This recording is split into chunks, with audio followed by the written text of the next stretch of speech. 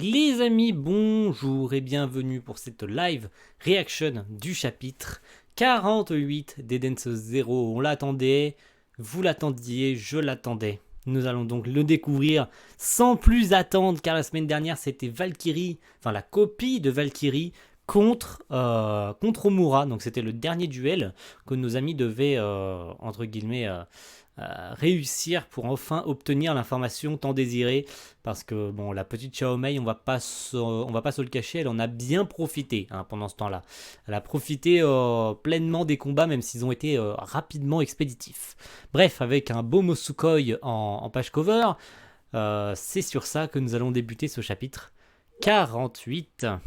Voilà, c'est parti. Let's do it. Si ça veut bien, bien sûr. Ça serait bien. C'est ça? Oui, c'est bon, c'est ça. Alors, yeah, on a tout gagné. Trop fort, Romura. C'est bon, trop bon, si savoureux. Mais putain, mais elle va arrêter. Elle me les brise vraiment. Elle me les casse. Tu as bien progressé, Omura. Tu n'es pas mon vrai maître. Tes paroles n'ont donc aucune valeur. Oh. Elle disparaît et qu'est-ce qui se passe? Le corps de la réplique de Valkyrie, il brille. Ce n'était donc qu'un simple pantin d'entraînement. Waouh! La vache, c'est un pantin qui avait pris la forme et enfin oui, la forme on peut dire, enfin qui avait pris l'apparence de Valkyrie. C'est complètement pété. C'est un androïde d'entraînement TB7000. J'ai menti en disant que c'était une réplique. Les androïdes des 4 étoiles brillantes sont des modèles uniques. Il est impossible de les dupliquer. Je me suis donc contenté d'installer sur un TB7000 les données de la personnalité et la puissance de Valkyrie dont je disposais. Omura l'a certainement très bien compris, mais il est bien moins fort que l'original. Ta blague est de très mauvais goût. La vraie Valkyrie est encore plus forte? Sans blague, gros. Dépêche-toi de nous dire où se trouve mon maître. Bien sûr, une promesse est une promesse. Je me suis régalé, merci. Oh, les voilà qui repartent, ok. Ça a été vite fait. Le sol, ça recommence. C'est quoi ce truc? Et bien sûr, la petite Rebecca qui se tient la jupe parce qu'elle n'a pas envie qu'on voie. Ah, la revoilà. Où sommes-nous? On est revenu au point de départ. J'ai retrouvé ma tenue originale. Ma tenue d'origine. J'ai passé un excellent moment, mais grâce à vous.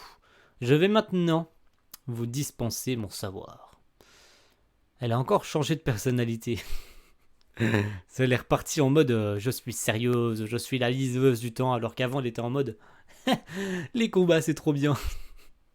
Elle a plutôt repris celle d'avant, on s'en fout. J'ai vu le lieu où se trouve Valkyrie. Bien loin d'ici, sur l'étoile où l'ombre et la lumière se croisent, se côtoient. Sun Jewel, la planète des joyaux. C'est là que vous trouverez l'être recherché. Oh, nouvelle planète, nouvelle intrigue. Cool, même si je pense que le méchant de cet arc, soit c'est Drakenjo, mais ça me semble éventuellement un petit peu tôt pour Drakenjo. Du coup, Drakenjo peut-être plus tard. On le développe au fur et à mesure des chapitres, mais je pense que ce sera pas pour tout de suite. À moins que Drakenjo soit l'ennemi de cet arc. J'en doute quand même un petit peu, n'est-ce pas? On verra. Hein. La planète des joyaux? Ça sonne bien, ça doit être joli. Mon maître, que fait-elle dans un endroit pareil? On n'a qu'à y aller pour le savoir. On connaît notre destination. Prêts, les amis? Pas si vite, attendez. Ah oui, c'est vrai, on partait sans te remercier, merci.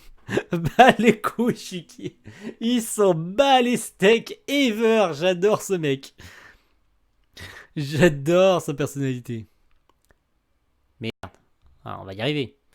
Non, c'est moi qui vous remercie. Vous m'avez offert un grand moment de plaisir. Et cela mérite bien que je vous offre un savoir supplémentaire. Pas la peine. Dis pas ça, peut-être que la combinaison gagnante du loto.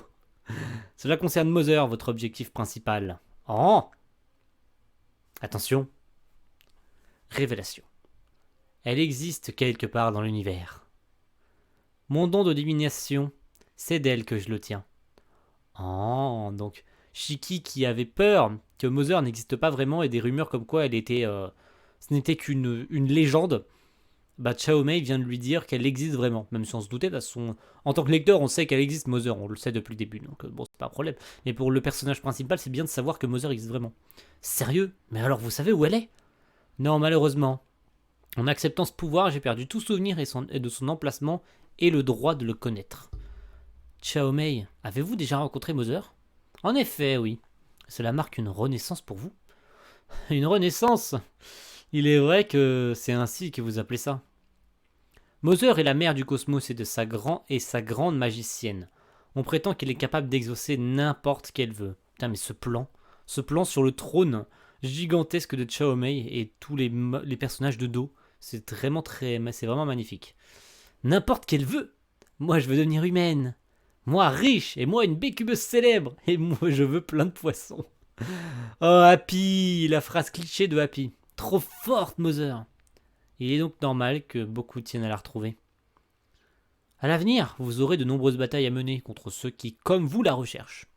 Faites tout votre possible pour empêcher qu'elle ne tombe entre de mauvaises mains. Personne ne nous vaincra avant qu'on ait atteint Mother. Oh, ce regard. Par contre, cette gueule, elle me fait penser déjà à une autre tête d'un personnage de Fairy Tail. C'est un plan d'image sur soit un chapitre précédent d'Eden Zero, soit un plan déjà réutilisé sur ce modèle-là ou pas. En tout cas, ça me fait penser grandement à quelque chose. Ah, nous voici sur l'Eden Zero. Valkyrie serait sur June Jewel, sur Sun Jewel. Que ferait-elle là-bas? C'est quel genre de planète?